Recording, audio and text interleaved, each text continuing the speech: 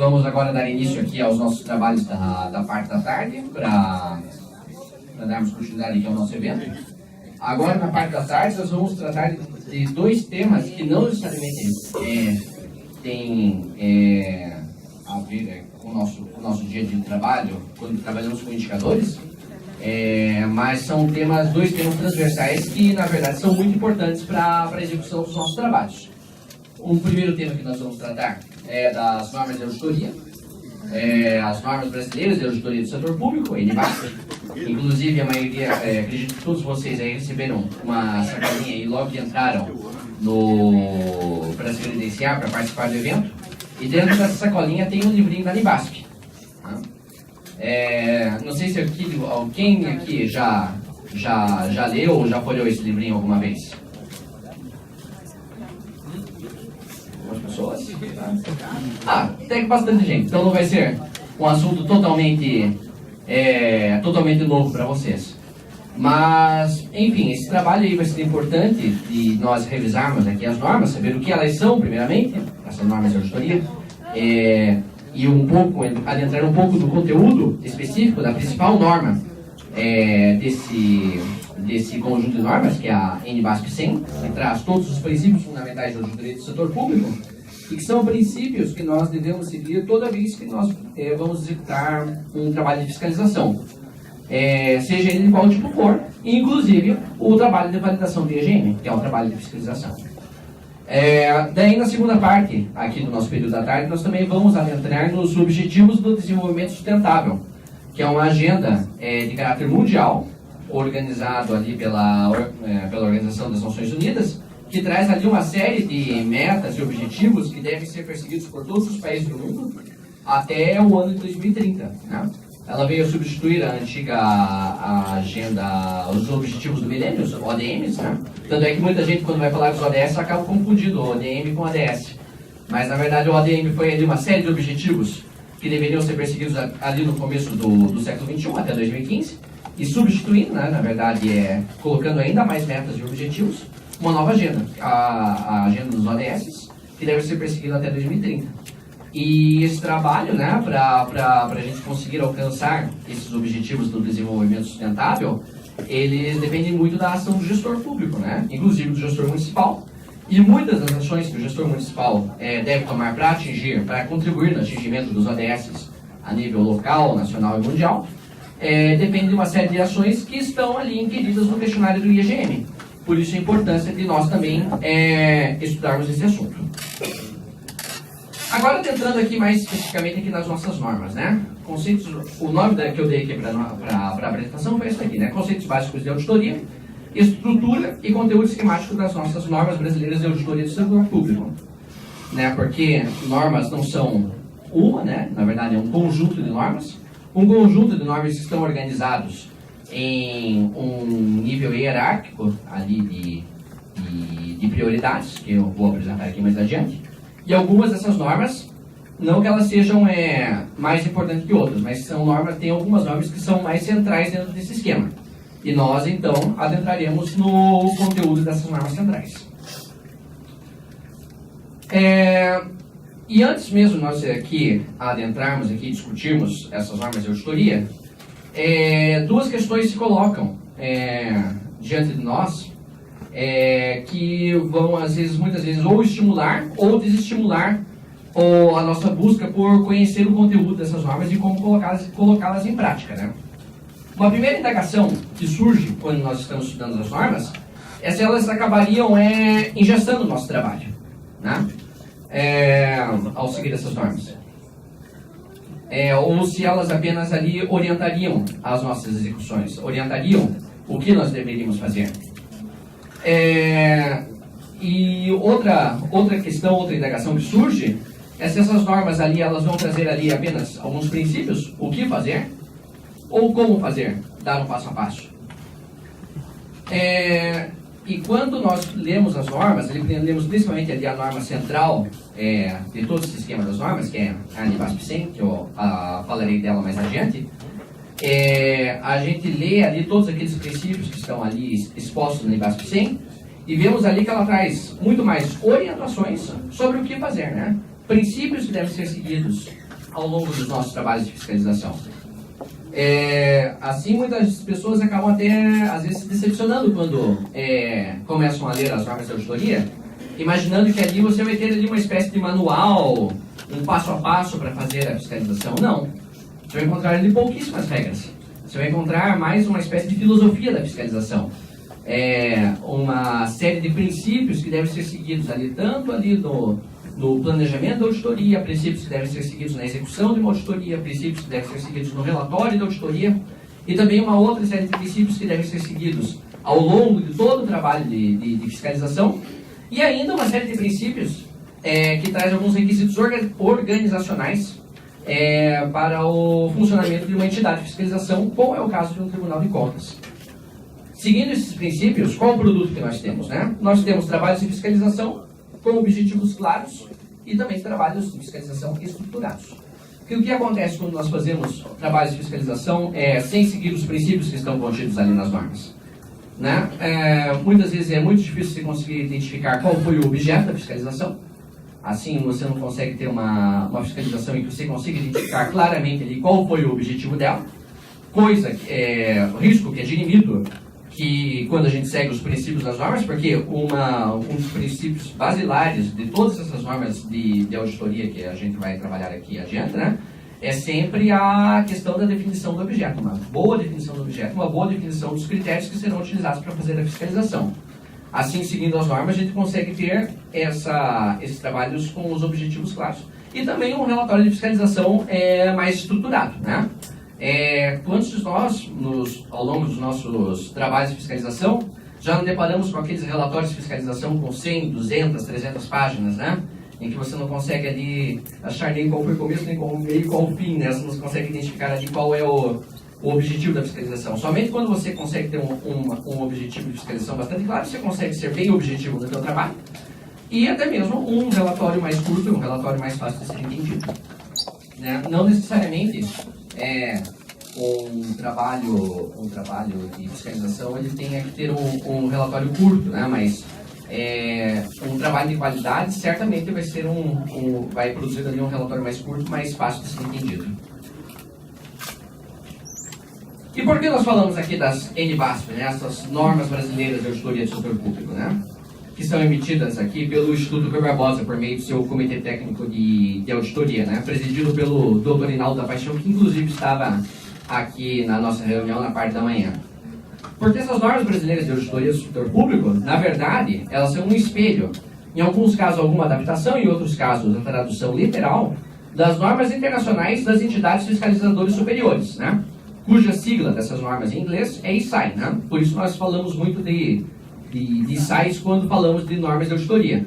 E confundimos bastante quando estamos falando aqui de NBASP e ISAI, porque na verdade, na essência, são a mesma norma, né?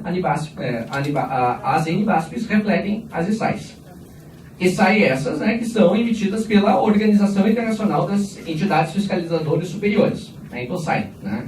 Sigla em inglês dessa organização. Que, né, assim, a âmbito mundial é a Federação Internacional dos Tribunais de Contas, que tem o seu congênere aqui no Brasil, né, a Federação dos Tribunais de Contas do Brasil, que é o Instituto Rui Barbosa. Assim como quando nós adotamos a NBASP, como as normas que regulamentam os nossos trabalhos de fiscalização, a gente tem normas ali que estão alinhadas às normas internacionais. Assim, gradativamente, a gente está partindo por um processo de substituir as normas que atualmente nós utilizamos no âmbito dos Tribunais de Contas, que são principalmente essas duas aqui, as NATs, né, as normas de auditoria do Tribunal de Contas da União, e as NAGs, as normas de auditoria governamental, que foram emitidas pelo IRB anteriormente, lá em 2010. Mas a gente está substituindo essas normas, as NATs e as NAGs, porque elas estão erradas? Não exatamente por causa disso, mas porque as NBASP, elas refletem o atual estágio das normas internacionais de auditoria, né? O nível de organização, vamos dizer assim, aqui, a estruturação das normas de auditoria de 2013, aqui das ISAIs, a partir de 2013, estão refletidas nas nossas normas de auditoria do setor público, as NBASP, a partir de 2015. Quando a gente está seguindo aqui os princípios que estão nas NAGs e nas NATs, na verdade a gente está fazendo referência aqui ao antigo padrão de estruturação das normas internacionais de auditoria, que vinha lá de 2007. Isso pode ser visto até aqui como estão organizadas aqui as NATs e as NAGs, né? Anteriormente, as nossas normas internacionais de auditoria, elas eram organizadas aqui nesses 4 grupos de normas, aqui, né? Postulados básicos da fiscalização pública, normas gerais de fiscalização pública e comportamento dos auditores, normas de procedimento da fiscalização pública, que traziam ali uma série de princípios para o planejamento e para a execução de trabalhos de fiscalização, e as normas para a elaboração de relatórios da fiscalização pública. Essa estrutura de normas, ela se refletia aqui, tanto nas NATs, né, que trazia aqui também a ISAI 100 correspondia ao capítulo 1, a ISAI 200 ao capítulo 2 e assim por diante, e que também, de certa forma, estava contemplado aqui nas nossas NAGs, né, que talvez seja a norma ainda mais usualmente utilizada pelos tribunais de contas ainda. Mas, né, como disse anteriormente, né, as ISAIs mudaram, né, seguiu o padrão anterior de organização das normas internacionais de auditoria, mas também a gente não pode ficar parado no tempo, né, até porque agora, a partir de 2019, nós teremos ainda uma nova reorganização dessas normas, que não mexerá tanto no conteúdo delas, como foi o caso aqui da transformação aqui da ISAI de 2007 para o esquema de 2013, mas vai mudar um pouco a estrutura das normas. O que mais adiante aqui eu falarei para vocês como isso se sucederá. E a importância, né, do IRB, das nossas entidades representantes do controle externo brasileiro, continuar emitindo normas, né, que sejam alinhadas a essa evolução internacional das normas. Pessoal, até se vocês tiverem alguma dúvida, vocês podem interromper aqui a apresentação, né, que uma apresentação logo depois do almoço pode ficar uma coisa um tanto enfadonha, né? Mas o assunto também, eu posso fazer uma meia-culpa, pode não ser o mais estimulante possível, mas é um assunto necessário de ser debatido. Bem, adentrando agora, né? Aqui a gente está aqui no esquema das ISAIs de 2013 e da NBASP de 2015 para cá. Como elas estão estruturadas? Esse aqui é o modo como as normas internacionais de auditoria estão estruturadas. Elas estão estruturadas ali em níveis, né? No caso das normas internacionais são 4 níveis, que vai desde o nível ali mais teórico, que vai trazer ali uma série de princípios fundamentais que cabem mais para a atividade do Tribunal de Contas em si do que propriamente para os trabalhos de fiscalização, e vai descendo para níveis mais concretos até chegar aqui ao nível 4, de diretrizes de auditoria, que já vai trazer ali uma série de princípios que se aplicam mais especificamente aos trabalhos de fiscalização. Ou seja, né, elas estão estruturadas em normas mais principiológicas e que vão se tornando cada vez mais normas menos principiológicas e mais em diretrizes de auditoria. E também nos níveis 1 e 2, elas estão focadas muito mais no funcionamento das entidades de fiscalização superiores, como é o caso dos tribunais de contas. Enquanto a partir aqui do nível 3 e do nível 4, já vão trazer ali uma série de princípios que devem ser seguidos ao longo dos nossos trabalhos de fiscalização. Quais são as normas que estão em cada um desses níveis? Ali no nível 1, estão ali os princípios fundamentais da Intosai, que são princípios que devem ser seguidos por todas as entidades fiscalizadoras superiores, cuja norma desse nível 1 é a ISAI 1, a Declaração de Lima, o documento mais antigo já emitido pela Intosai, né? Talvez seja o primeiro emitido lá, foi emitido lá em 1973, num congresso internacional de entidades fiscalizadoras superiores, e que trazem ali uma série de princípios ali, tanto para o funcionamento dos tribunais de contas e entidades fiscalizadoras parecidas com o Tribunal de Contas, como também já começa a trazer ali alguns esboços de princípios que devem ser seguidos nos trabalhos de fiscalização. Esses princípios fundamentais ali do nível 1 se traduzem ali em uma série de pré-requisitos para o funcionamento das entidades fiscalizadoras superiores, que são as normas do nosso nível 2 da ISAI, que trazem ali as ISAIs relacionadas à independência do Tribunal de Contas, a ISAI 10. Nesse grupo da ISAI 10, nós também temos ali a ISAI 11, que vai falar sobre boas práticas em relação à independência do Tribunal de Contas, e também a ISAI 12, que é uma ISAI bastante comentada, que o Dr. Sebastião Investio comentou ela na sua apresentação hoje de manhã, que vai falar ali da importância, né, dos tribunais de contas para trazer benefícios, que sua atividade de fiscalização vai trazer ali uma série de benefícios para a sociedade e para a promoção da boa governança dos serviços públicos. E aqui, né, até é importante nós frisarmos isso, a maioria das vezes quando a gente está falando de independência, desse princípio de independência aqui no âmbito das normas de auditoria, a gente não está se referindo tanto a uma suposta independência do auditor para ele apontar o que ele quiser. mas sim da independência do Tribunal de Contas, da entidade fiscalizadora superior, em relação ao seu jurisdicionado, em relação àquela entidade que ele irá fiscalizar. Toda vez que nós lemos independência nas normas, ela vai estar fazendo muito mais referência a essa independência, né? A necessidade de nós termos uma certa distância do jurisdicionado, né, para poder fiscalizar ele de modo independente, sem ter conflitos de interesses, do que propriamente eu aponto o que eu quiser no meu relatório de auditoria, né? Isso eu aponto o que eu quiser no meu relatório de auditoria, né? A gente vai ver que é uma coisa que não existe no âmbito das normas, isso vai ficar mais claro aqui ao longo da exposição, porque o trabalho de fiscalização, quando nós saímos da Câmara para fazer um trabalho de fiscalização, não é um trabalho apenas nosso. Nós estamos ali representando uma instituição, que é o Tribunal de Contas, para o qual nós trabalhamos, né? E é ele, em última instância, que também é o responsável pela qualidade daquele trabalho e daqueles apontamentos que estão sendo produzidos no âmbito da fiscalização.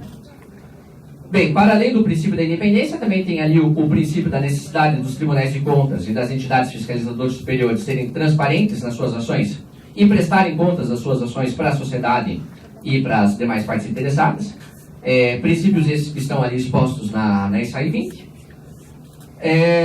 A questão da necessidade também de haver um código de ética para a atuação tanto dos membros, né, dos conselheiros, procuradores de contas, auditores, como dos seus funcionários, né, os analistas de controle, auditores de contas, enfim. Esse código de ética ali é necessário ali justamente até para garantir ali a independência do Tribunal de Contas em relação ao jurisdicionado.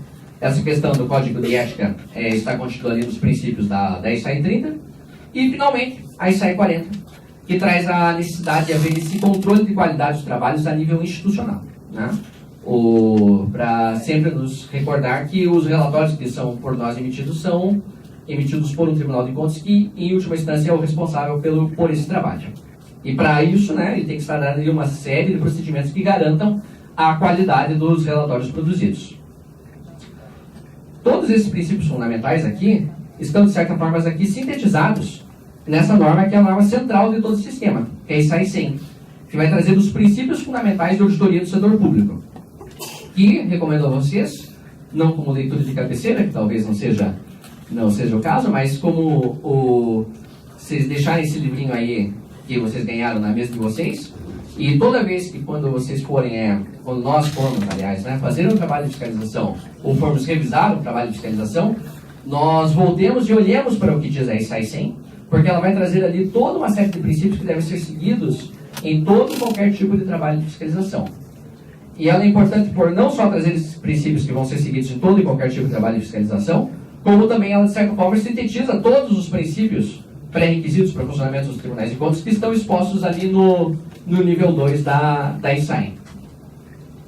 Bem, se a SAI 100 traz esses princípios que devem ser seguidos em todo e qualquer tipo de trabalho de fiscalização, as normas que estão logo abaixo dela vão trazer ali uma série de princípios adicionais para alguns tipos de trabalho de fiscalização mais específicos, né? Como a SAI 200, que vai falar sobre os princípios da auditoria financeira, a SAI 300 para os princípios da auditoria operacional, e a SAI 400, que vai falar ali dos princípios de auditoria de conformidade. Novamente, são princípios adicionais. A gente nunca pode esquecer disso. A gente nunca vai poder ler aqui a SAI 400, por exemplo, quando for fazer um trabalho de auditoria de conformidade, como se ela trouxesse ali todos os princípios que seriam necessários para realizar uma auditoria de conformidade. Não, na verdade, ela vai ali trazer... na verdade, ela deve ser lida em conjunto com os princípios que já estão aqui na SAI 100 e que são complementados aqui na SAI 400. E o mesmo raciocínio vale aqui para a auditoria operacional e para a auditoria de conformidade. Mas aqui, vale frisar, no nível 3, tudo isso, todos esses princípios da auditoria, então, num nível bastante principiológico. Tá? No nível de ideia, você não vai encontrar de regras passo a passo para executar a auditoria. Algum passo a passo você vai ter aqui no nível 4, nas diretrizes de auditoria. Que são, na verdade, derivações de todos aqueles princípios de auditoria que estão já expostos nas normas ali do nível 3. Nós temos aqui esses 3 principais grupos, né? As diretrizes de auditoria financeira, composto por um conjunto de 38 normas. Daí, sobre esse conjunto aqui de 38 normas já fala a especificidade que ele tem, mas que, enfim, daí traz ali uma série de diretrizes que devem ser seguidas ali para planejamento, para execução e para o relatório de uma auditoria financeira. É o tipo de auditoria mais antigo, e até por isso o mais antigo, o que há mais tempo é realizado, principalmente no âmbito privado, e é o tipo de auditoria, inclusive, mais regulamentado. Vocês podem perceber que são 38 normas que regulam o funcionamento de uma auditoria financeira. Para a auditoria operacional, nós temos aqui 2 normas específicas que vão trazer aqui diretrizes para a auditoria operacional. Outras 3 normas que vão trazer algumas diretrizes adicionais para a execução de auditorias de conformidade. E, sintetizando o conhecimento de muitas dessas normas de auditoria que estão ali, que acabam misturando aspectos financeiros, operacionais e conformidade, nós vamos ter ali um conjunto de 27 normas que vão trazer diretrizes para a auditoria de alguns objetos específicos, aos quais eu falarei aqui um pouquinho mais adiante. E ainda no mesmo nível de abstração, mas que não fazem parte aqui da estrutura aqui das normas da INTOSAI, nós temos aqui as INTOSAI GOV, que vão trazer aqui uma série de 11 normas, que vão trazer aqui uma série de diretrizes de governança e de controle interno, que podem ser utilizados por qualquer entidade do setor público, não apenas entidades fiscalizadoras, mas todas as entidades do setor público que queiram instalar um controle interno, e um controle interno que garanta a boa governança das suas atividades. Aqui uma especificidade dessas diretrizes aqui de auditoria financeira. Elas não são propriamente normas da INTOSAI. Elas são, na verdade, a transcrição literal das normas internacionais de auditoria, as ISAs, que são emitidas aqui por esse Comitê de Asseguração e Auditoria e Asseguração da Federação Internacional dos Contadores, a IFAC, que são as normas de contabilidade que são seguidas no mundo inteiro. Inclusive, o nosso Conselho Federal de Contabilidade já publicou a tradução dessas ISAs, as NPCDAs, Mas essas normas internacionais de auditoria, elas são muito orientadas para o contexto da auditoria financeira no setor privado. Como adaptá-las para o contexto da auditoria financeira no setor público? Para isso, para cada uma dessas ISAs, a INTOSAI emite as suas notas práticas da INTOSAI. Assim, com esse conjunto de nota prática mais norma internacional de auditoria, nós temos normas de auditoria contábil financeira adaptadas às circunstâncias do setor público. Esse conjunto aqui de normas aqui vai trazer ali uma série aqui, olha, de 8 normas aqui que vão trazer uma série de princípios gerais. Princípios gerais esses que, inclusive, a gente vai tratar aqui quando formos estudar aí SAID 100. 6 normas que regulam especificamente o planejamento de uma auditoria financeira. 14 normas que vão regular especificamente a execução da auditoria financeira. E muitas dessas normas trazem alguns princípios que são importantes para outros trabalhos de fiscalização que não auditoria financeira, como a questão de construção de amostras, a questão de avaliação de evidências, enfim, uma série de princípios que são importantes não só para a auditoria financeira, como para as demais auditorias. E outras 8 normas que vão ali regulamentar a execução de um relatório de auditoria financeira. Para quem já viu um relatório desse tipo, vocês veem que ele é bastante padronizado, no mundo inteiro. E os relatórios de auditoria financeira do setor privado, inclusive, é uma forma bastante pequena ali, que só apenas diz se as demonstrações contábeis que foram analisadas, se elas são fidedignas ou não. Mas para chegar nesse nível de concisão e de padronização, há uma série de 8 normas aqui que regem esse tipo de trabalho. E também quando nós olhamos aqui 38 normas para execução de auditoria financeira, daí também cai por terra aquela falsa impressão que muitas vezes a gente pode ter, de que normas de auditoria servem apenas para auditorias operacionais. Quando você volta aqui para o esquema, você vê que na verdade a auditoria operacional é o grupo de auditoria que inclusive é o menos normatizado de todos. A auditoria de conformidade é mais normatizada e a auditoria financeira é ainda mais normatizada. E sobre aquelas diretrizes para auditorias de temas específicos, nós temos esse conjunto aqui de 28 normas, que vão ali desde a fiscalização de instituições internacionais, uma norma bastante utilizada, por exemplo, nas nossas auditorias que nós realizamos junto com o BID, né? Normas específicas ali para a auditoria do meio ambiente, de privatizações e concessões, fiscalização de aspectos de tecnologia de informação, fiscalização da dívida pública, de emergências relacionadas a desastres, a questão da revisão entre pares, né? Inclusive o trabalho de revisão entre pares, talvez o de maior extensão que nós temos no Brasil hoje em dia seja o MMDC da Tricom, lá, né? Que um Tribunal de Contas avalia o outro, né? E é disso que se trata aqui essa norma aqui específica da revisão entre pares. A questão de normas específicas aqui para realizar fiscalizações de combate à fraude e corrupção.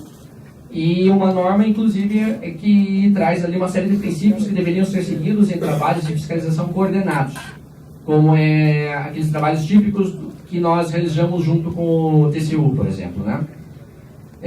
Para vocês verem assim, né, que muitas dessas auditorias específicas, em muitos dos nossos tribunais de contas, se transformaram em setores específicos de fiscalização. Por quê? Né? Porque existe, né, surge das nossas necessidades práticas de fiscalização, surge a necessidade de fiscalizar esses sistemas, mas, na grande maioria das vezes, nós fazemos essa fiscalização sem método, né? Quando se nós olhássemos aqui para as normas, a gente já veria aqui que nós já teríamos aqui um primeiro caminho, né, para ser seguido, né? Quando nós olharmos para os princípios que estão ali descritos. Bem, essa organização aqui das SAIs, aqui nesses 4 níveis, né? Princípios fundamentais, pré-requisitos para o funcionamento das ERS, princípios fundamentais de auditoria e diretrizes de auditoria, vai sofrer uma pequena modificação agora a partir de 2019. A Intosai não vai emitir apenas normas, né? Não vai parar de emitir apenas normas, né? As SAIs, que continuarão sendo emitidas, mas vai começar a emitir agora pronunciamentos profissionais, né? Com o objetivo aqui de alcançar aqui um conjunto de pronunciamentos profissionais claros, consistentes e adequados. Para isso, ela vai continuar aqui emitindo normas, né, que vão trazer princípios que obrigatoriamente devem ser seguidos nos trabalhos de fiscalização. Abaixo, aqui no nível abaixo das normas, nós teremos aqui as diretrizes, que seriam princípios que podem ou não ser seguidos nos trabalhos de fiscalização, dependendo da análise que é feita pela entidade que realizará aquela fiscalização. Aqui nesse nível de diretrizes estarão a maioria das normas que estão hoje ali no nível 4 da ISAI. Aqui nesse nível de normas estariam as normas ali que estão nos níveis 2 e 3 da ISAI. E aqui no nível de princípios, acima das normas, os princípios fundamentais da ISAI, da Intosai, que diriam respeito principalmente aqui a essas normas aqui, né? A Declaração de Lima, que traz os princípios fundamentais, a necessidade de independência dos tribunais de contas e a necessidade da transparência e prestação de contas das suas ações. O Código de Ética e o Controle de Qualidade cairão para o nível de norma e ficarão aqui junto aqui com a ISAI 100 e as demais normas aqui do nível 3. Assim, né, não teremos ali propriamente uma mudança de conteúdo das normas, mas sim um rearranjo da sua hierarquia. Algumas normas sofrerão, principalmente algumas daquelas normas ali do nível 4, né, que estão ali no nível de diretrizes, elas sofrerão ali um processo de revisão, principalmente para adequar elas aos princípios que estão ali na ISAI 100, né, para não ter ali princípios diretrizes que sejam contraditórios com os princípios, mas são mudanças pontuais. O mesmo ocorre com a ISAI 200, que é uma norma que está aí no caderninho de vocês, mas que a partir do final do ano virá com um novo texto, né? Mais principiológico e menos a nível de diretrizes, né? Quando vocês tiverem a oportunidade de ler, inclusive a ISAI 200, vocês vão ver que ela destoa um pouco do esquema das demais normas, porque ela é uma norma mais extensa entre alguns procedimentos de auditoria. Né? Na verdade, ela vai se adequar ao padrão das ISAI 100, 200, 100, 300 e 400. Mas são mudanças pontuais. Aqui a gente vai ter mais mesmo uma mudança só uma nova hierarquização delas. E também a Intosai está começando a se preocupar com a questão da competência, dos conhecimentos que são necessários para os auditores, para as pessoas que realizam esse trabalho de fiscalização, né? Porque aqui, né, quando nós lemos as normas da Intosai, a gente vê que ela está muito preocupada ali com a execução do trabalho do Tribunal de Contas, né? Enxergando em nós auditores como instrumentos dos tribunais de contas para realizar a fiscalização. Aqui, quando ela for traçar aqui as normas de competência, diretrizes de competência, também a lei vai trazer ali uma série de princípios que devem ser seguidos na formação do profissional auditor. E que são normas, algumas delas inclusive já estão ali no site da Intosai para consulta pública, e quem tiver curiosidade de ler e ver o que temos assim, na fronteira do conhecimento no que diz respeito a normas de auditoria, está tudo ali bastante transparente no site da Intosai. Inclusive tem o link para o site aqui no final da minha apresentação. Bem, esse é o esquema aqui de organização das ISAIs.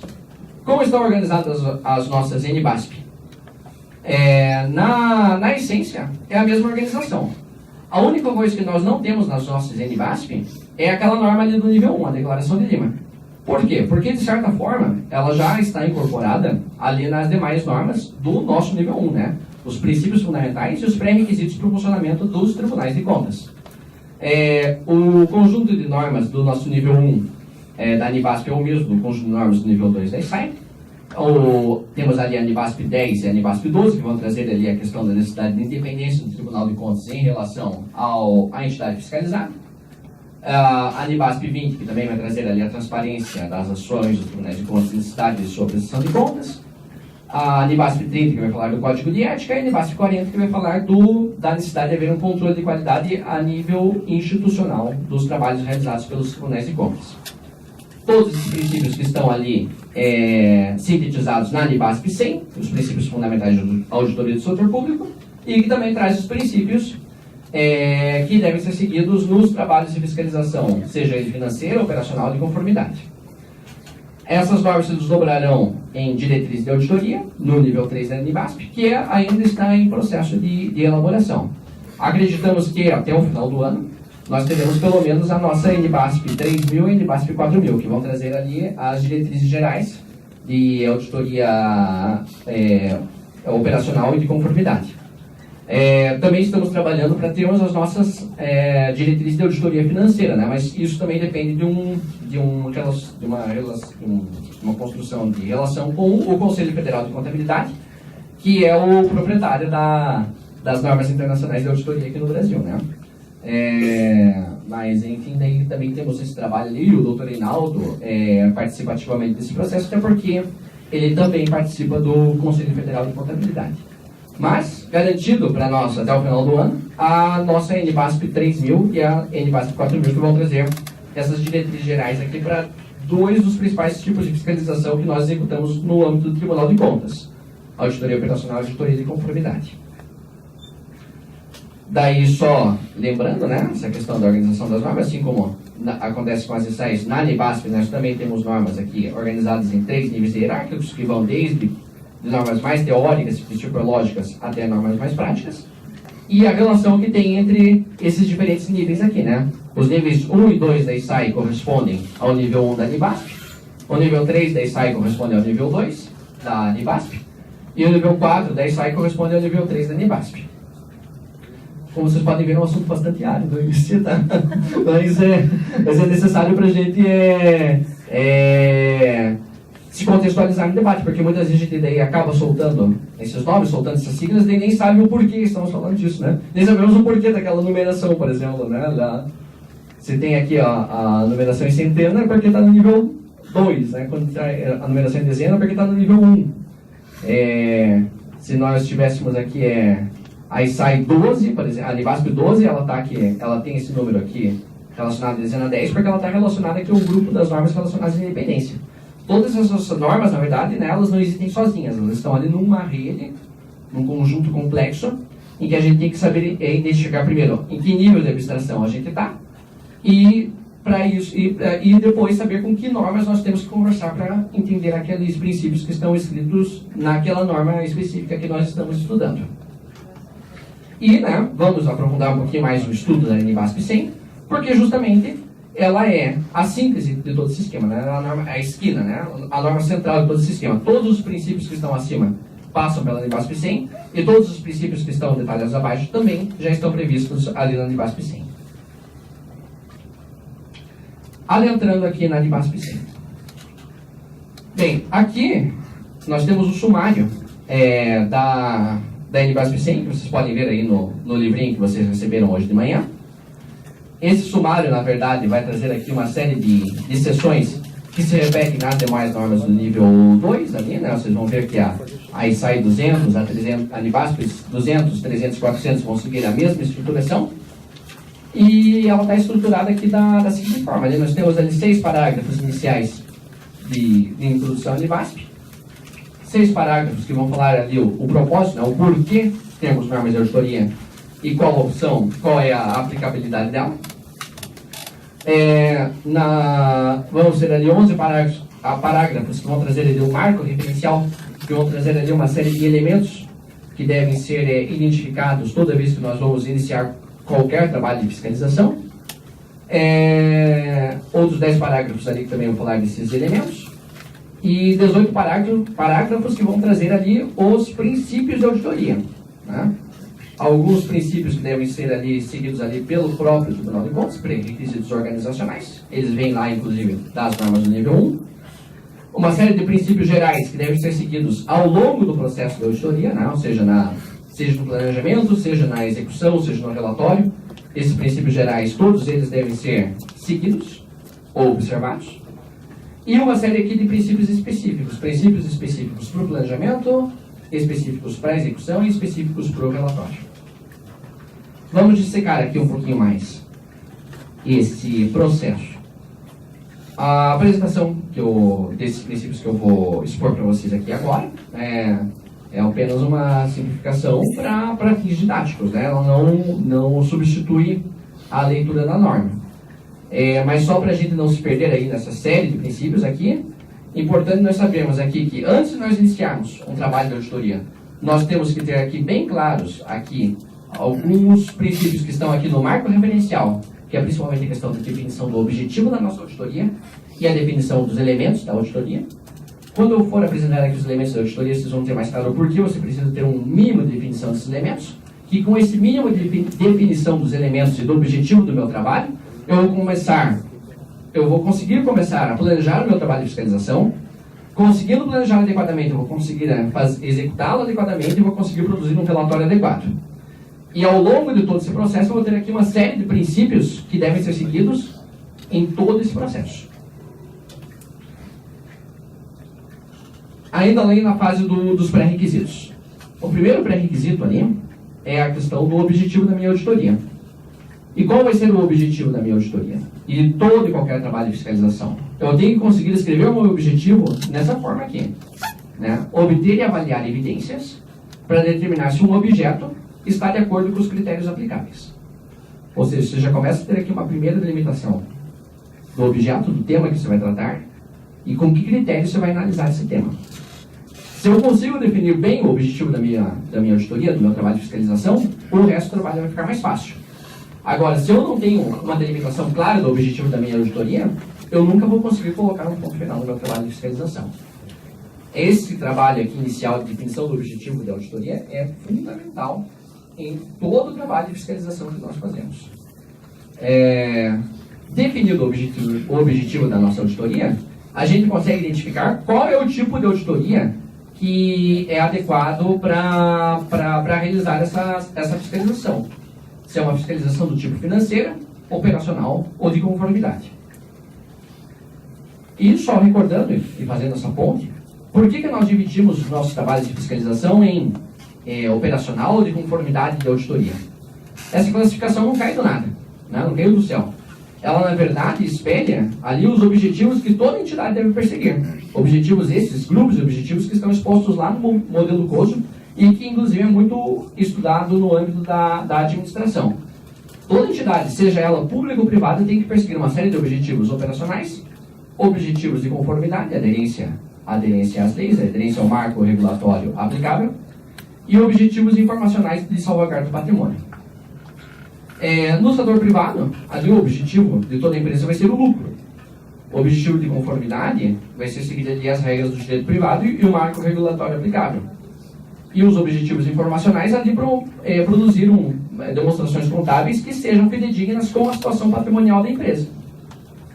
No setor público, não necessariamente. Ou, na verdade, assim, são os mesmos grupos de objetivos, mas os objetivos deles são diferentes. Se no setor privado o objetivo operacional da empresa é produzir o lucro, no caso do setor público nós temos ali uma série de objetivos bastante diferentes entre si, que são os objetivos operacionais do setor público, como a promoção do bem-estar social, a necessidade da manutenção de instituições que garantam a coerção social, né, como a polícia, o poder judiciário, né, enfim, e também a questão da regulação da atividade econômica. Objetivos bem mais difusos do que o objetivo do setor privado, que é único e exclusivamente perseguir o lucro. De objetivos de conformidade, nós temos o setor público, nós também temos que buscar seguir ali as regras do direito público, que é mais restritivo que as regras do direito privado.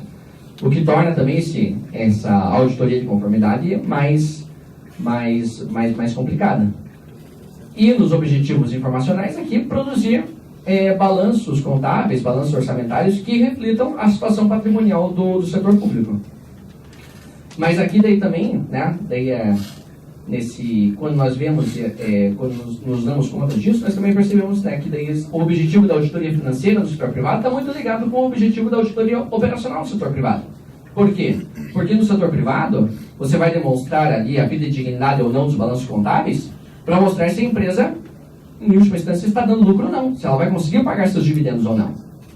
Uma ligação essa que não é tão direta no setor público. Como é que a gente vai fazer a demonstração, garantir ali a fidedignidade dos balanços orçamentários, das demonstrações financeiras do setor privado, do setor público, olhando para uma informação monetária? Que tipo de informação que tipo de ligação que a gente está fazendo das nossas demonstrações contábeis com os objetivos operacionais?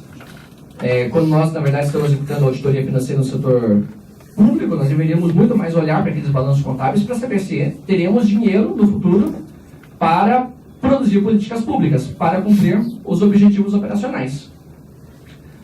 Coisa que às vezes você não consegue fazer essa relação tão diretamente, porque acaba importando os conceitos de auditoria do setor privado sem fazer essa contextualização que é necessária quando partimos para a fiscalização do setor público. Mas isso só para nos lembrar, né, do porquê falamos desses três tipos de fiscalização. Na verdade, elas estão todos ligados ali ao próprio modo de funcionamento do Estado e os diferentes objetivos que ele deve perseguir. Definido o objetivo da auditoria, nós partimos aqui para a definição dos elementos da auditoria. Quais seriam esses elementos da auditoria? O objeto, né, que é o que eu vou fiscalizar, qual o tema eu vou fiscalizar, e esse objeto pode assumir as suas mais variadas formas. Aqui, né, pode ser uma demonstração financeira, um processo específico que eu vou analisar, algum contrato. Como eu vou fiscalizar esse objeto? Eu vou fiscalizar ele com um determinado critério. Critério esse que também pode assumir as suas mais variadas formas, né? Uma lei, uma norma, uma boa prática, um indicador, uma meta para um indicador. Definidos o objeto e o critério, nós partimos aqui para a definição das três partes. Para quem eu vou fiscalizar, né? Quem eu vou fiscalizar, quem vai fazer a fiscalização e para quem eu vou entregar o relatório. Né? Quem vai realizar a fiscalização é o auditor. E o auditor, quando nós lemos a palavra auditor nessas normas de auditoria, sempre o auditor representando uma entidade maior, representando o Tribunal de Contas. Né? Ou seja, quando nós lemos aqui auditor, é sempre o Tribunal de Contas que irá realizar uma fiscalização por meio de seus funcionários, por meio de seus auditores. Quem eu vou fiscalizar? Quem eu vou fiscalizar é a parte responsável. A parte responsável pelo objeto que eu vou fiscalizar. Que daí, no nosso caso, são as entidades jurisdicionadas para onde a gente vai realizar as nossas atividades de fiscalizações. E para quem eu vou entregar o meu relatório de auditoria? Que é o usuário previsto. Que aqui, mais adiante, vocês vão ver que por incrível que pareça, é uma coisa bastante que a gente não para para pensar muito para quem a gente está realizando o nosso trabalho. E se a gente fosse seguir aqui os princípios das normas, seriam uma das primeiras coisas que nós deveríamos definir antes de começar os nossos trabalhos de fiscalização. Outro elemento da auditoria, para além do objeto, do critério das três partes, é o tipo de trabalho, que pode ser um trabalho de certificação ou de relatório direto. Trabalho de certificação é típico da auditoria financeira, né? Em que você certifica se uma informação prestada pelo jurisdicionado ela é fidedigna ou não. Não deixe de lembrar um pouco a questão aqui da validação do IEGM, né? Mas essa discussão acho que a gente vai amadurecer ainda ao longo do tempo. E o relatório direto é o tipo de fiscalização tipo de trabalho que nós mais comumente realizamos, né? Em que você vai a campo, fiscaliza o objeto ali com uma série de critérios e volta com uma série de achados que estarão ali sintetizados no seu relatório de auditoria.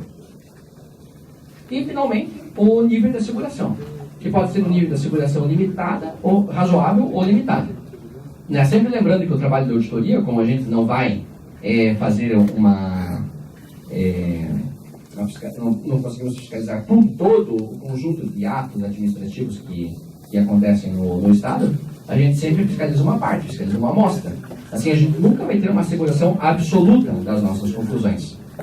Mas, esse nível de asseguração das nossas conclusões ele pode ser razoável. Eu tenho um razoável grau de certeza de que aquilo que eu estou apontando é verdadeiro, ou um nível de seguração limitado, em que eu não tenho uma certeza ali menos que razoável das situações ali que eu estou apontando. A diferença da seguração razoável e da seguração limitada vai ser dada muito pelo tamanho da amostra que você conseguiu analisar, né? Quanto maior a amostra, a tua amostra de auditoria, de fiscalização, maior vai ser o nível de asseguração, mais próximo ele vai estar da asseguração razoável do que da limitada. Mas também, assim como nós geralmente não paramos para pensar para quem nós vamos entregar o nosso relatório, essa questão do nível de asseguração das nossas conclusões também é um outro elemento que a gente não para muito para pensar antes de começar a fiscalizar e que gera uma série de problemas e inquietações quando estamos produzindo um relatório de auditoria. Bem, eu consigo começar o planejamento de uma fiscalização se eu tenho um esboço, não uma delimitação completa, mas um esboço aqui desses elementos de auditoria. Pegando aqui um exemplo prático, inicialmente eu tinha montado uma parte dessa apresentação para o Tribunal de Contas do Paraná, em fevereiro, e dei o exemplo aqui do PAF da Educação. Daí eu até pensei em trazer aqui para a nossa apresentação um exemplo aqui da validação do IEGM, mas a validação do IEGM ainda está no nível não tão estruturado, né, de definição aqui dos nossos elementos de fiscalização, então eu preferi manter aqui o exemplo que nós demos lá no Paraná, que eu acho que ele é bem didático nesse aspecto, né? Vamos ver se no texto do PAF 2016, do Plano Anual de Fiscalização do Tribunal de Contas do Estado do Paraná, que definiu a fiscalização da educação, se a gente consegue identificar aqueles 5 elementos da auditoria. Então, lá no PAF 2016, ele tinha essa seguinte orientação aqui, né? Realizar, na área temática da educação, atividades de fiscalização, dando prioridade a esta aqui, né? Formação de uma equipe de fiscalização multidisciplinar, composta por servidores de uma série de unidades lá do Tribunal de Contas do Paraná, para auditar o cumprimento da meta 1 dos planos nacional e estadual de educação, ampliação do acesso à creche e universalização da pré-escola, nos municípios paranaenses, nos moldes do trabalho que tinha sido realizado no ano anterior, né? Para isso, haverá a utilização de 2 indicadores aqui para o planejamento da fiscalização e posterior monitoramento dos municípios fiscalizados. Nesse texto aqui, nesse texto simples, a gente já conseguiu aqui identificar qual é o objeto e qual é o critério dessa fiscalização. O objeto, dado ali pelo texto do PAF, foi o acesso à educação infantil, a creche e a pré-escola. Com que critério a gente ia analisar esse acesso à educação infantil? Com os critérios estabelecidos lá na meta 1 do Plano Nacional e Estadual de Educação. Assim, né, mesmo aqui com o objetivo não estar aqui escrito dessa maneira, né, obter e avaliar evidências para determinar se o acesso à educação infantil está de acordo com os critérios estabelecidos na meta 1 do PNE e do PIE, apesar de não estar escrito ali literalmente daquela forma no PAF, só de você conseguir ali identificar qual é o objeto, qual os critérios, você já consegue descrever ali claramente qual foi o objetivo daquela fiscalização. Descrição essa do objetivo da fiscalização, que não é fácil em alguns trabalhos, né? Muitos de nós que já passamos aqui por uma série de trabalhos de fiscalização que a gente não conseguia colocar um ponto final no relatório, justamente porque a gente não sabia para onde estava indo. Tá, o objeto e o critério nós conseguimos definir. Outro elemento aqui são a definição das 3 partes da auditoria. 3 partes da auditoria são o auditor, quem vai fiscalizar. No PAF, estava descrito que quem ia fiscalizar eram aquela equipe multidisciplinar composta por servidores de uma série de unidades do tribunal. Mas, né, nós não podemos esquecer que essas unidades de fiscalização estavam fiscalizando por uma instituição maior, que era o próprio Tribunal de Contas do Paraná. Assim, não estava escrito lá no PAF, mas é importante a gente frisar e talvez até mesmo começar a colocar isso, a pensar nisso antes de começar os nossos trabalhos de fiscalização e deixar isso documentado no planejamento delas, né? Que para além das equipes que estão indo a campo para fazer uma fiscalização, como, por exemplo, a validação do IEGM, tem ali também junto o seu coordenador de fiscalização, seu coordenador geral de fiscalização, e eles estão representando ali um corpo de conselheiros, né, que é presidido, que estão ali sob a liderança do presidente. A parte responsável pelo objeto de educação, são aqueles municípios paranaenses que seriam fiscalizados, né, e que seriam selecionados por meio daqueles indicadores de desempenho que estavam descritos ali no PAF. E para quem a gente vai entregar o relatório do PAF de educação? Não está claro. E não ficou claro até o final da auditoria, né? Eu cheguei a participar dessa auditoria lá em 2016, e quando nós fomos emitir um relatório, daí não queríamos abrir um comunicado de irregularidade, por ser uma auditoria de cunho mais operacional, mas de toda forma, mas daí assim, tudo bem, temos um relatório que vamos encaminhar para quem? Para os conselhos, para o presidente, para a ciência, e mesmo assim, quando a gente começa a pensar nesse usuário previsto, a gente também fica pensando, mas nós estamos produzindo, o Tribunal de Contas está produzindo relatórios para ele mesmo, né? O corpo técnico está produzindo relatórios para o seu corpo de conselheiros? Ou está produzindo um relatório para a sociedade, para o Poder Legislativo, para o controle social? Esse problema surge lá na fase de relatório, por quê? Porque nós não pensamos justamente nisso, né? Na definição do usuário previsto, na definição de para quem nós estamos entregando esse relatório. E essa é uma indagação que também surge quando, por exemplo, estamos ali na validação do IEGM. Tudo bem, estamos validando o IEGM para quem? Comumente nós estamos entregando ali, né, aqui em São Paulo, no Acre, né, a gente colocamos uma série de anotações no voto do presidente, mas no voto do relator ali das contas daquele município. Outros estados entregam esse relatório ali para consumo interno ou entregam para os municípios fiscalizados, para os conselhos municipais de educação e de saúde, mas realmente é uma parte ali, né, da auditoria que a gente não para pensar muito, mas se a gente não para definir isso no começo do nosso trabalho, realmente fica difícil depois de saber para quem nós estamos entregando esse serviço. E aqui a gente não vai ser com uma resposta para isso ao longo das nossas oficinas e ao longo dessa apresentação, né? Essa aqui é apenas uma indagação aí que a gente coloca para nós pensarmos em conjunto, porque essa realmente é uma parte que a gente ainda vai precisar se debruçar bastante se a gente quiser fazer trabalhos de fiscalização seguindo os princípios das normas. Bem, para além dos 3 tipos lá do objeto, do critério, das 3 partes da auditoria, nós temos esses outros 2 elementos aqui, o tipo de trabalho e o nível de asseguração. Bem, se o objetivo daquela auditoria era, né, obter e avaliar evidências para determinar se o acesso à educação infantil estava de acordo com os critérios estabelecidos na meta 1 do Plano Nacional de Educação e no Plano Estadual de Educação, aqui nós temos 2 tipos de auditoria que podem surgir a partir desse objetivo, né? Vai ter alguns aspectos de auditoria operacional, quando nós estivermos ali avaliando aspectos de cumprimento das metas de desempenho que estão previstas ali naqueles planos de educação, e alguns aspectos de auditoria de conformidade, né? Naqueles aspectos de cumprimento dos parâmetros de qualidade, que também estão expostos ali na meta 1.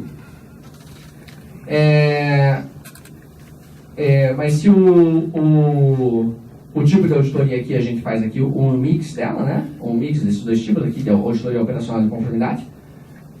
O tipo de trabalho que nós vamos fazer aqui é um tipo de trabalho de relatório direto, porque basicamente tem uma auditoria operacional com alguns aspectos de conformidade, mas é algo que não foi definido previamente, né? A gente acaba fazendo ela, acaba indo para o caminho do relatório direto instintivamente, mas não porque foi previamente planejado.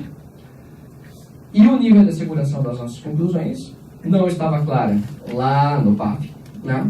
E também não está claro no relatório da auditoria que nós produzimos. E também é outro calcanhar de Aquiles quando nós estamos fazendo um trabalho de fiscalização seguindo os princípios. A gente pensa no grau de segurança das nossas afirmações, das nossas conclusões, o grau de confiança dos nossos achados. Isso é muito pouco calculado ou quase nada calculado. É muito difícil encontrar trabalhos de fiscalização no âmbito dos tribunais de contas do Brasil que pense nesses aspectos também. Bem, definir o objetivo do meu trabalho, o tipo de auditoria que eu vou fazer e definir os meus elementos da fiscalização, definir, mesmo que previamente, né? Porque eles vão ser melhorados aqui ao longo do processo. Definir, ou pelo menos tenho um esboço do objeto, dos critérios, das três partes da auditoria, do tipo de trabalho que eu vou fazer e do nível de asseguração.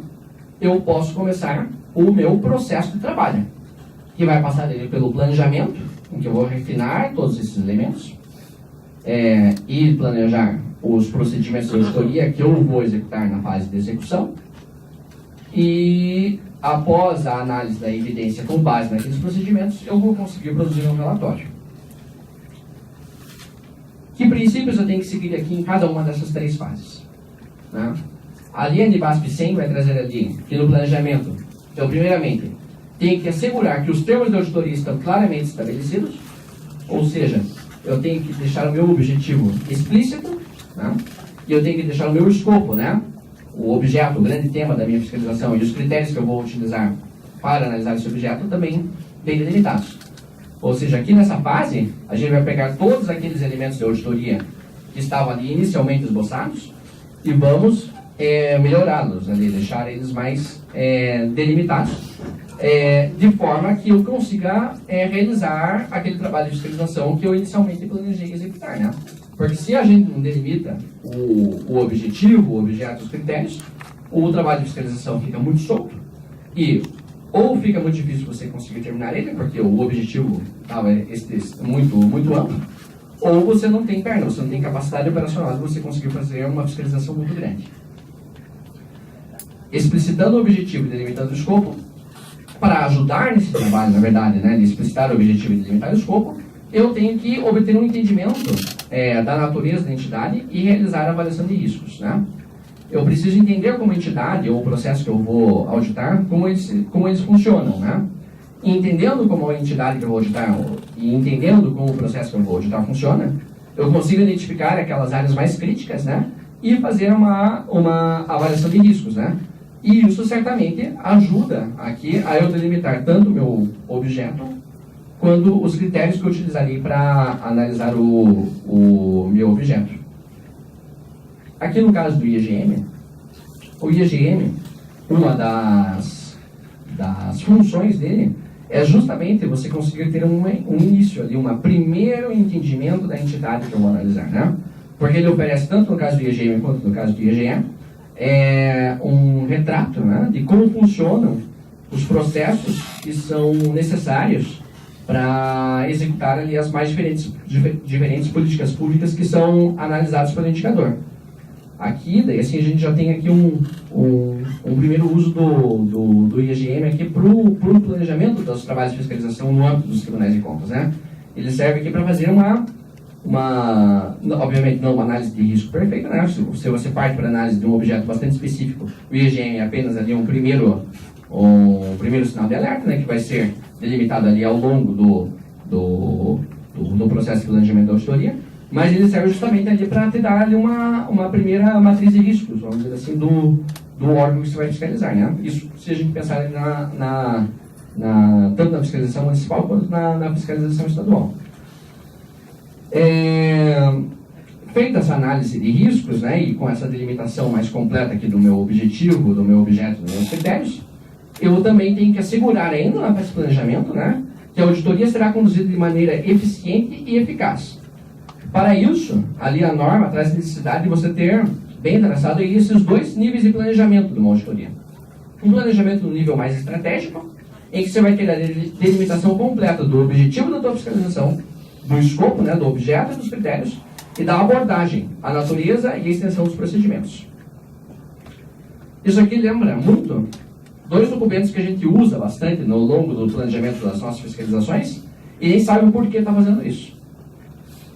Não lembra aqui a matriz de planejamento, né? Em que o escopo da auditoria e as questões da auditoria são delimitadas, né? E os papéis de trabalho, né? Em que a gente vai ali ter ali toda uma série de, planeja ali todos os procedimentos que nós vamos fazer ali ao longo da fiscalização. Quando a gente monta uma matriz de planejamento e uma série de papéis de trabalho de uma maneira bem feita, a gente, na verdade, está documentando aqui toda a estratégia da nossa auditoria. E quanto melhor for essa fase de documentação da matriz de planejamento e dos papéis de trabalho, melhor vai ser aqui o planejamento estratégico da nossa auditoria, e assim a gente consegue assegurar que a nossa auditoria será conduzida de maneira eficiente e eficaz. Mas, para além desse planejamento teórico da fiscalização, nós também temos um planejamento operacional da fiscalização, que também deve ser revisado aqui ainda na fase de planejamento, né? Que é esse plano operacional em que você define ali o cronograma de trabalho e também define a época e execução dos procedimentos de auditoria nas entidades que serão fiscalizadas. Assim, né, daí só fazendo também uma ligação com o nosso trabalho aqui, hoje e amanhã, né, em que nós também discutiremos a validação do IGM. Quando nós estamos lá preenchendo, lá montando, terminando de montar, aprimorando as nossas matrizes de planejamento e os nossos papéis de trabalho, na verdade o que nós estamos fazendo é justamente isso aqui, refinando o planejamento da nossa fiscalização, para que ele seja conduzido eficientemente e que a gente consiga atingir o resultado pretendido, né, que é conseguir ali produzir a validação do IGM e também encaminhar ali uma série de informações tanto para os conselheiros quanto para os gestores públicos municipais através do relatório. Bem, tendo esse planejamento, se eu tenho aqui um plano estratégico da auditoria bem feito, a execução da auditoria vai ser uma coisa bastante simples, né? Vai ser, na execução tem que fazer duas coisas, dois princípios que estão ali nas normas. Coletar evidências e avaliar se elas são suficientes e apropriadas, né? Com base em toda aquele planejamento que você se propôs a fazer, né? E depois dessa avaliação da suficiência, da quantidade, da qualidade das evidências que você coletou, avaliar elas e extrair conclusões. Que no nosso dia a dia de fiscalização assume muito a figura do achado de fiscalização, né? Mas, para além do achado de fiscalização, nós temos, por exemplo, na auditoria financeira, a certificação de demonstrações financeiras, e também a norma também fala ali, pode assumir forma também de recomendações, determinações, enfim, uma série de formas que ela pode assumir. Mas a forma com a qual a gente está mais acostumado de conclusão de uma auditoria é a forma de achado. E, inclusive, né, esses achados de auditoria, né, se é o plano operacional, né, se o teu escopo e a tua abordagem estão bem definidos, você montar esses achados também é uma tarefa relativamente mais simples. Tanto é que essa é uma das fases aqui do nosso trabalho da oficina de validação, né? Construir também uma matriz de possíveis achados em que você consiga ali encaixar as situações que você provavelmente encontrará a campo. Depois de avaliar essas evidências e extrair conclusões, né, você parte para a execução de relatório, né? E o que a norma traz de princípio que deve ser seguido na elaboração de relatório, né? É que ele deve ser baseado nas conclusões alcançadas e deverá ser encaminhada aos usuários previstos, né? Novamente, aqui a importância de você, antes de começar o trabalho de auditoria, você saber para quem você vai entregar esse relatório de auditoria, né? Isso muda muito, tanto a abordagem da tua auditoria, o objetivo da tua auditoria, como também a forma como você vai apresentar esse relatório, né? Nós falamos muitas vezes em entregarmos os resultados da nossa fiscalização para o controle social, ou dar algum tipo de conhecimento do nosso trabalho de fiscalização para o controle social, mas às vezes esquecemos de nos preocupar ali com a forma como aquele conteúdo é exposto para o controle social, né? Se chega de uma forma muito rebuscada, muito difícil de entender, todo aquele trabalho vai ser inócuo, né? Não vai atingir o público-alvo. Aqui na elaboração do relatório nós também temos que nos preocupar isso, né? Quando nos preocupamos com o usuário previsto, é saber escrever da maneira que é adequada para aquela pessoa que irá ler o relatório. E aqui, né, temos aqui uma espécie aqui de síntese, né? Que se vocês quiserem aqui ter como, se vocês querem ter aqui um passo a passo do que do que são esses princípios de auditoria, eles estão sintetizados aqui nesse quadro, né? Antes de você começar a planejar uma auditoria, defina o objetivo da sua auditoria, né? Identifique qual é o tipo de auditoria mais adequado para alcançar esse objetivo. Identificado o objetivo aqui, tenha pelo menos um esboço do objeto, né? Qual é o tema que você vai fiscalizar, dos critérios, como você vai fiscalizar, das 3 partes, né? Responder quem, né? Quem vai fiscalizar, quem será fiscalizado, para quem eu vou entregar o relatório, identificar o tipo de trabalho que é adequado aqui para realizar esse trabalho e identificar qual é o nível de segurança desejado para as suas conclusões lá no final.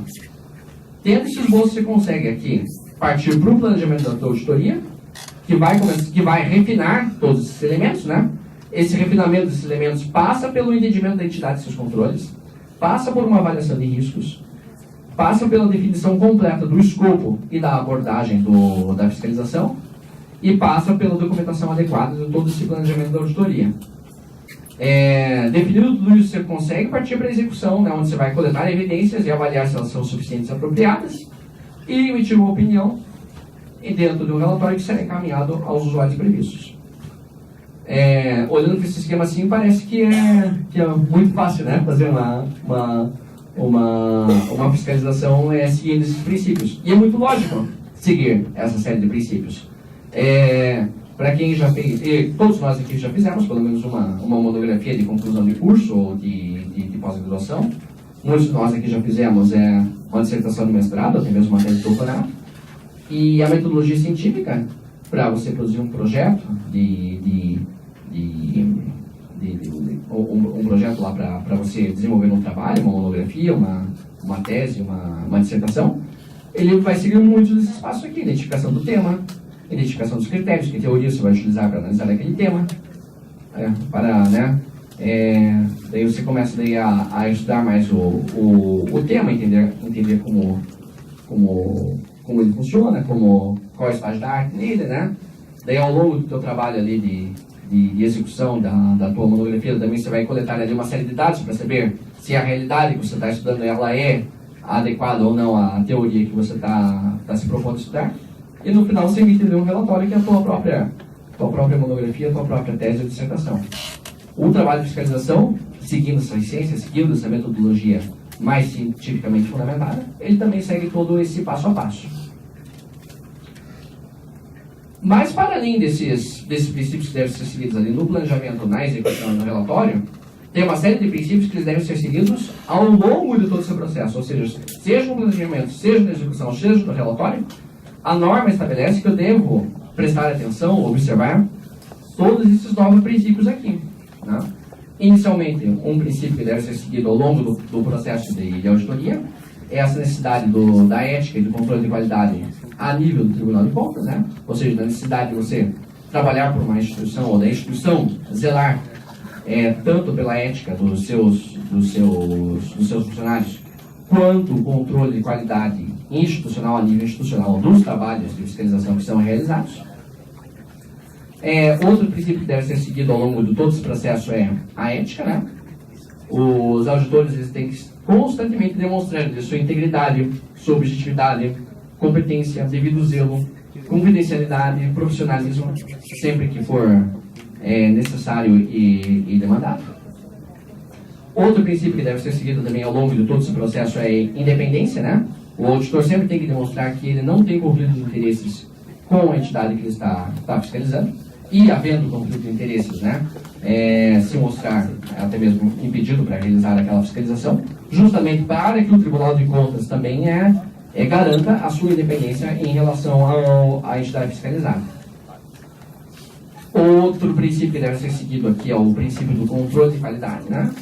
Todo o trabalho, né? E isso não é o trabalho mais difícil. Pode ser desde o trabalho mais simples, até passando aqui pela validação do IGM e chegando até um trabalho de fiscalização especial determinado pelo presidente.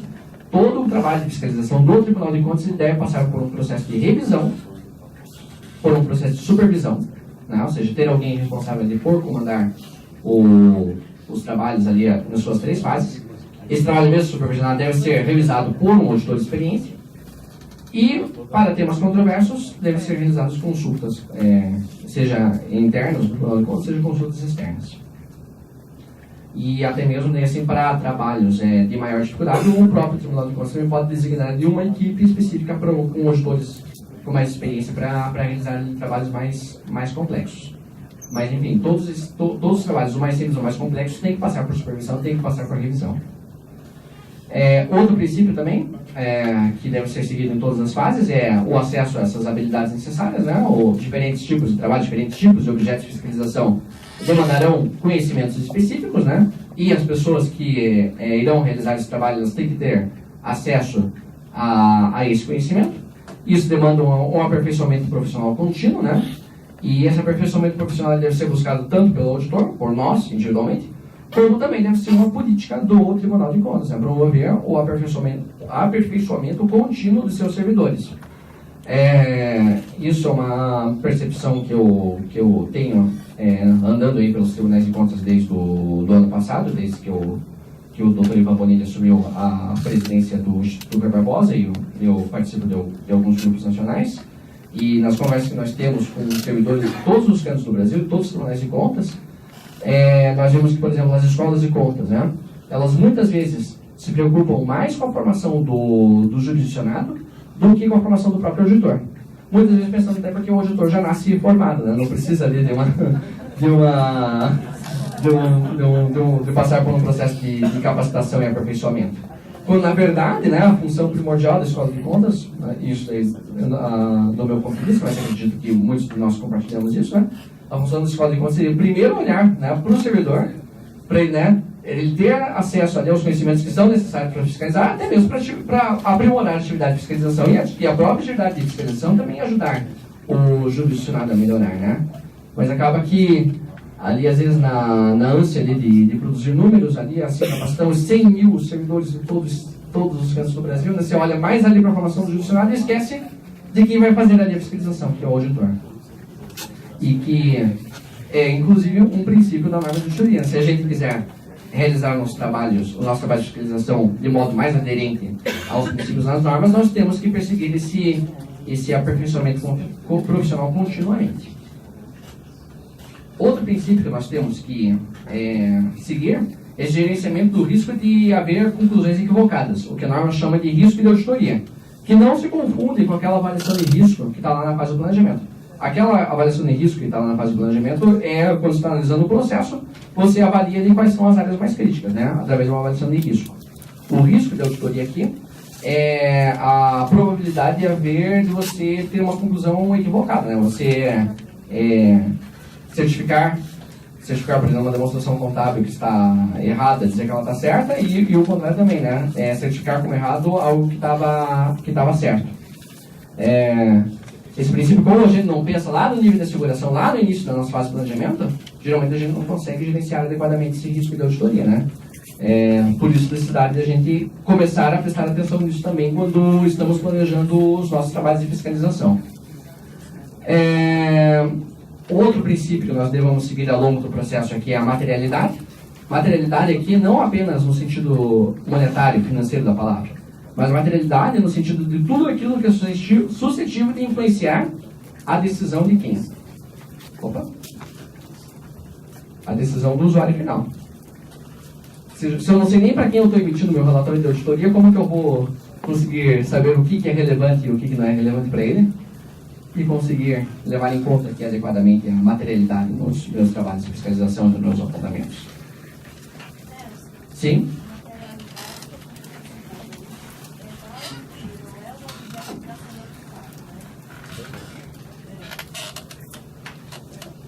Essa materialidade, ela diz respeito ao próprio processo de auditoria que está sendo realizado, e não a materialidade do objeto que está sendo auditado. É isso? Na verdade, engloba também a materialidade do objeto. Porque ela perpassa aqui todas as fases da auditoria, né? Ou seja, né, se eu estou analisando ali um objeto, ali ou dentro daquele objeto, estou analisando um processo de contratação, um processo licitatório lá de uma determinada entidade, e me deparo ali com uma licitação com um contrato ali de um valor X ali, né? Daí assim, aquele valor ele vai alterar ali ele é material no sentido assim de aquilo é válido para eu fazer um apontamento ou não?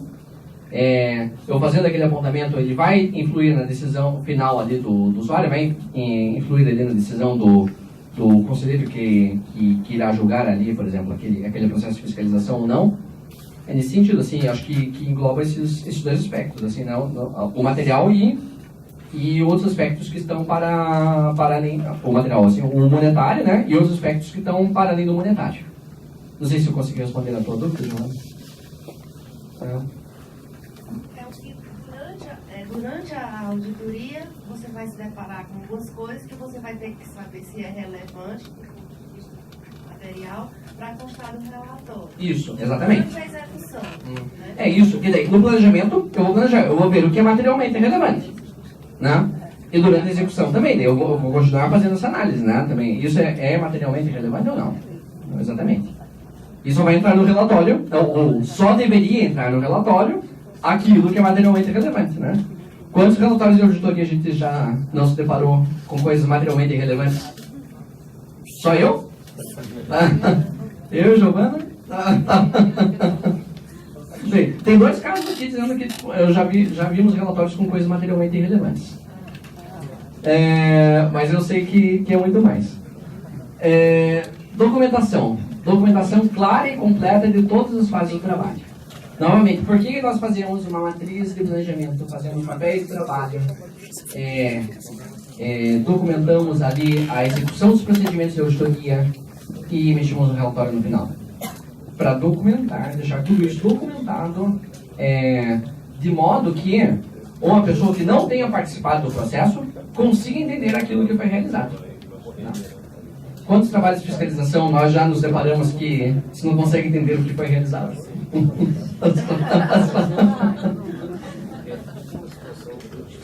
É uma pergunta retórica, né? Mas obviamente, assim, não tem uma receitinha. Olha, vocês vendo aqui, olha, tá tudo em princípio aqui. Não tem uma receita de bolo. A norma não está dizendo assim, faça isso, faça isso, faça isso, faça aquilo, tá, né? Depois disso, faça aquilo. Não. Na verdade, está dizendo uma série de princípios. Isso aqui são uma série de princípios que, na verdade, a gente tem que ficar refletindo sobre eles ao longo do processo dos nossos trabalhos de fiscalização, né? Não tem aqui um primeiro faça isso, depois faça aquilo. Não. Na verdade, todos esses princípios devem ser pensados e adaptados a cada trabalho de fiscalização que nós vamos realizar. Inclusive, o nosso trabalho de validação de IGM, né? E aqui, pelo menos aqui na questão da documentação do nosso trabalho, com a nossa matriz de achados, nossos papéis de trabalho, os nossos possíveis achados, a matriz de planejamento com um padrão mínimo nacional, a gente começa a ter uma documentação mínima do planejamento e da execução desses trabalhos. E o último princípio, por último, mas não menos importante, na verdade tão importante quanto os outros, a necessidade de haver uma comunicação eficaz com a entidade auditada ao longo de todo o processo. Né? Quantas entidades auditadas só vão saber ali da nossa fiscalização no momento do relatório? Né? Não teve... Quantas e quantas, né? Obviamente, esse princípio, como todos os demais, eles devem ser adaptados aos diferentes tipos de trabalho, né? Num trabalho ali que, por exemplo, tenha como o objetivo ali perseguir ali, identificar uma determinada fraude, a comunicação com a entidade auditada não vai se dar ali talvez não se dê na fase de planejamento. Mas já na fase de execução, quando você tem os achados preliminares, já é importante você estabelecer esse tipo de comunicação, até para saber se aquilo que você está apontando é verdadeiro ou não, se não tem outras situações ali na entidade auditada que acabem ou atenuando ou até mesmo reforçando aquele teu apontamento, né? Essa comunicação, na verdade, é muito importante para você aprimorar a qualidade do seu trabalho, aprimorar a qualidade das suas conclusões. Que quanto mais aquela conclusão tiver sido discutida com a entidade auditada, mais ela tenderá a concordar, né? Não vai ter evidências para depois discordar, para depois rebater no contraditório, né? Sim. Esses princípios que estão aí são princípios que está isso evidenciado no processo? Então, acho que não tem uma receitinha de bolo para isso. Mas assim, lá na fase de planejamento, por exemplo, que quando você daí segue daí aos princípios e normas, é a parte mais extensa, né? E até eu lembro uma vez um colega que falou, né, assim, que a gente pensa assim, a gente está perdendo tempo no planejamento. Mas a gente esquece que o tempo que a gente deixa de gastar no planejamento, a gente vai gastar no relatório. Né? Porque daí, se você não planeja bem, o relatório, você não vai conseguir terminar o relatório vai ficar enorme. Não vai ter como fugir disso, assim, né? Você vai precisar, você vai sentir a necessidade, né, de planejar adequadamente o trabalho. Na fase de planejamento, na documentação do planejamento, você consegue, eu acho que, tornar muito desses princípios aqui mais claros do que outros, né? E até se a documentação do planejamento consegue deixar claro que todos esses princípios estão sendo seguidos, né? Na fase de execução, na verdade, como você está, na verdade, ali executando os procedimentos que foram previamente planejados, eles, de certa forma, já estão implícitos ali na tua execução e no teu relatório, né? Minha pergunta é porque, coincidentemente, essa semana, eu estava auxiliando a questão do QATC e chegou nas minhas mãos a questão do planejamento da auditoria operacional. E um dos quesitos que estava lá, a gente tem que evidenciar, tudo que a gente disser sim tem que ser evidenciado, né? Para efeito da auditoria que vai ser feita. Aí tinha essa questão da materialidade, né? E aí eu senti essa dificuldade, assim, como é que eu iria deixar isso escrito no planejamento de forma que eu evidencie uma futura auditoria, já que eu vou ser auditada também, né? Sim. Então, assim, é essa dificuldade, de evidenciar cada um desses princípios dentro do processo. Ainda fica assim, ainda é difícil. Sim. Não, e realmente, sim. E acredito que, por exemplo, os modelos que nós mais comumente utilizamos, né? Que é pelo menos construir uma matriz de planejamento e construir uma matriz de trabalho, eles não conseguem documentar tudo isso, né? Acho que isso ainda é uma construção conjunta aqui. E acho que é até importante nós, enquanto estamos reunidos aqui num grupo de Instituto Rui Barbosa, num grupo nacional, nós começarmos a discutirmos isso e encontrarmos aí novas formas de documentar o nosso planejamento, de forma que a gente consiga demonstrar que a gente está atendendo ou observando todos esses princípios. Porque assim, diante dessa questão do QATC, a nossa equipe disse assim, vamos estar atentos para o próximo trabalho, já para tentar incluir o que está lá no QATC como uma boa prática, né, uma coisa que está sendo olhada se a gente está fazendo ou não.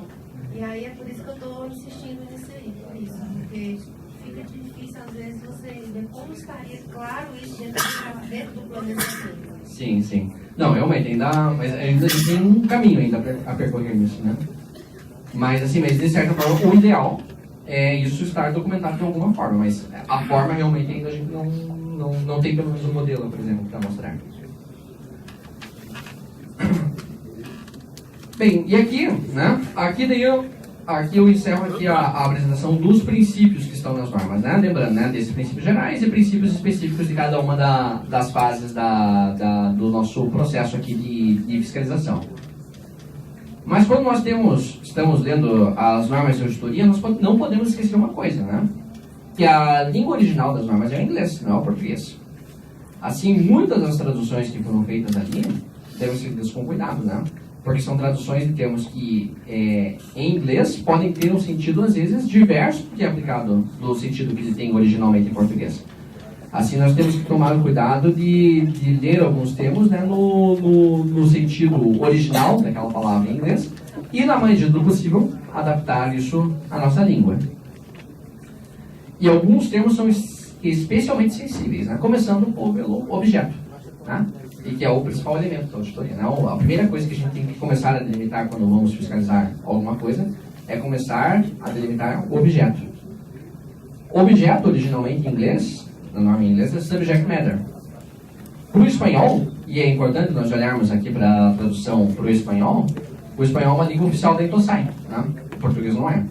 Assim, a tradução desse termo em inglês para o espanhol é uma tradução, de certa forma, referendada pelo Organismo Internacional de Auditoria, pela INTOSAI. E como o espanhol guarda mais familiaridade com o português que o inglês, é interessante saber como foi traduzido também para o espanhol. Para o espanhol, o subject matter foi traduzido para assunto ou matéria em questão, dependendo do trecho da norma que está lendo. E para o português, objeto. Objeto em português eles têm muito mais sentido de um documento físico. Tá? Tanto é que assim, qual é o objeto da auditoria? Um contrato X, demonstração financeira Y.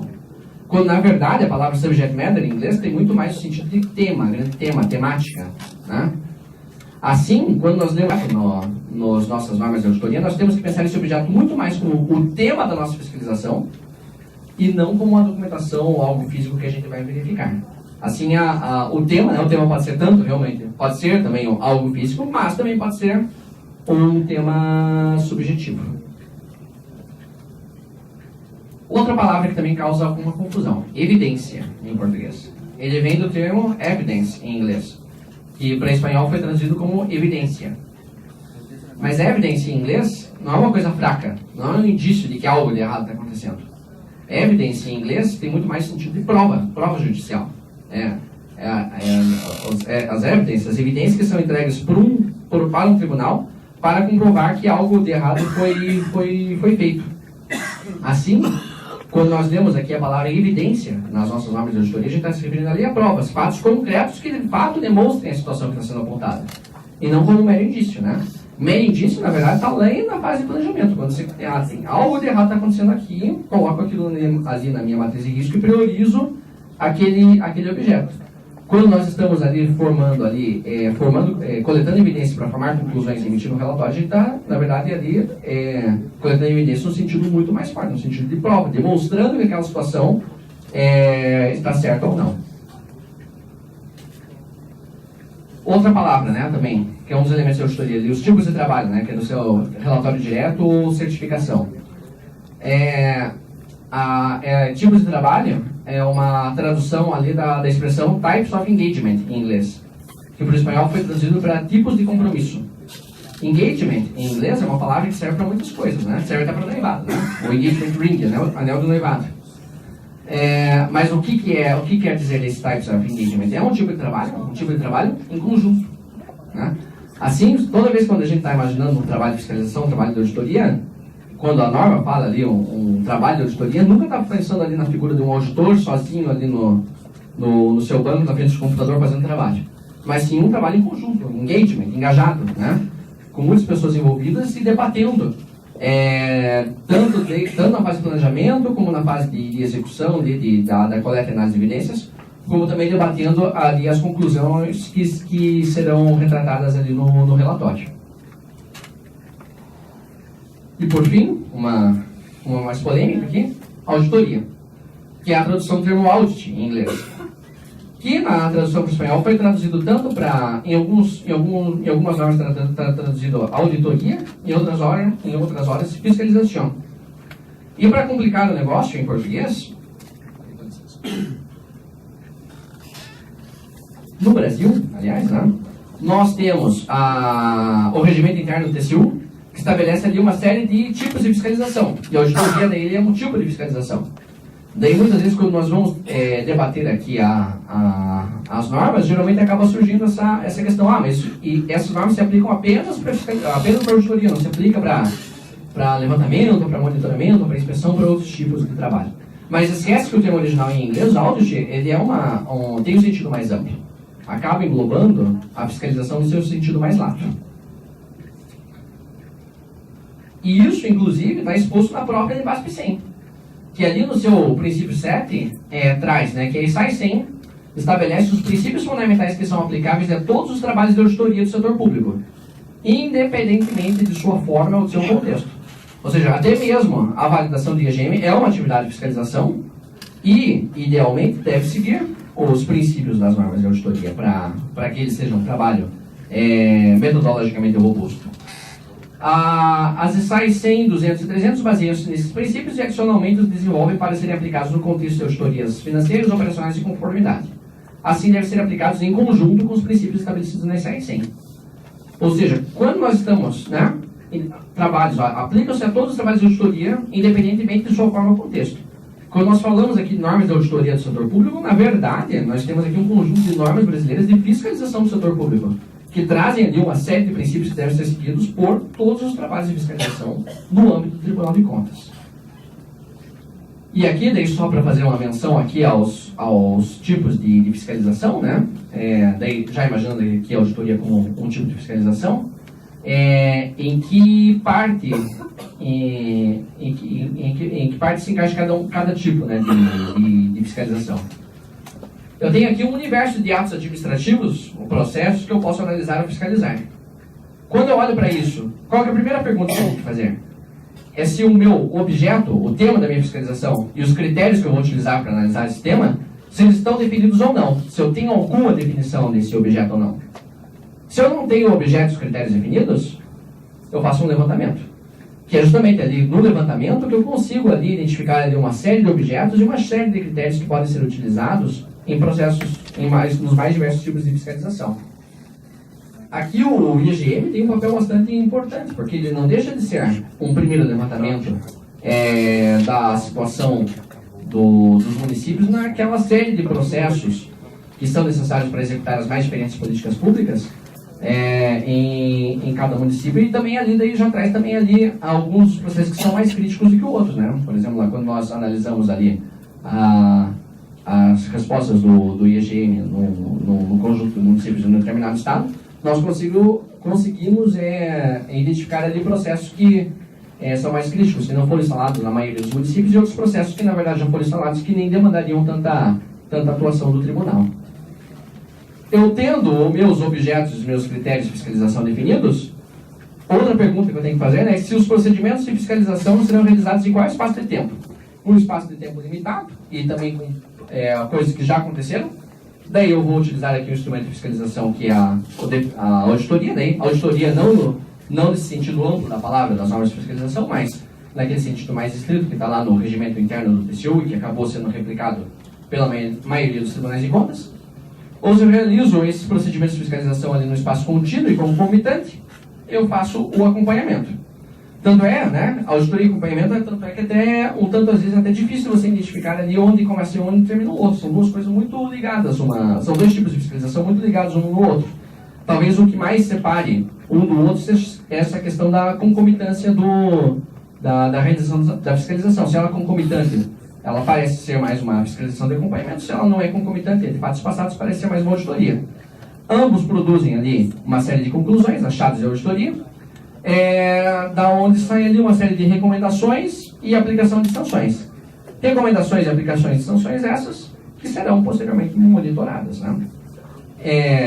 E assim, no monitoramento, você tem aqui a verificação do cumprimento ou não dessas ações e execução de sanções. E assim nós temos aqui o fim desse processo, desse ciclo de vida da fiscalização, que começa lá na definição do objeto e termina ali na verificação do cumprimento das recomendações.